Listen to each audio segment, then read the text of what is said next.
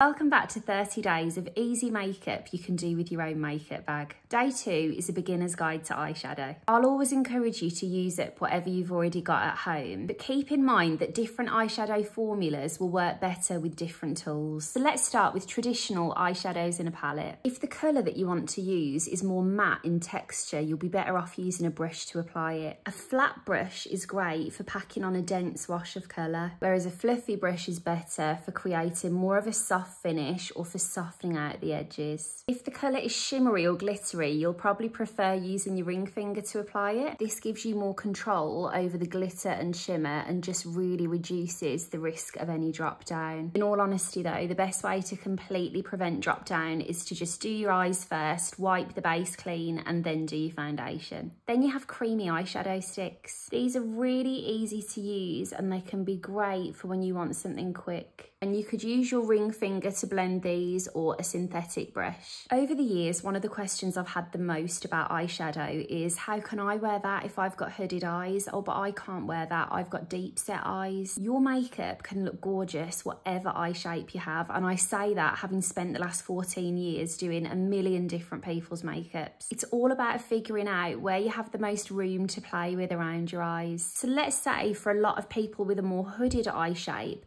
where you're probably going to notice your colour in the best way is to place it underneath the lash line. Or for that more deep set eye, you might like to take a bit of shadow above the natural crease so that when you look forward on, you still see all of those colours. And another thing I think is really good with eyeshadow is find a makeup creator that looks similar to you and follow them. This is the joy of the internet today. There's so many creators out there. Someone is going to look similar to you. If you're looking at someone with a similar eye shape, it's just going to give you inspiration whenever they do their makeup as to what you might want to do with yours. Let me know in the comments if there's anything else I can help you with, and if you found this video helpful, please will you do me a huge favour and just share it with a friend that you think would enjoy it.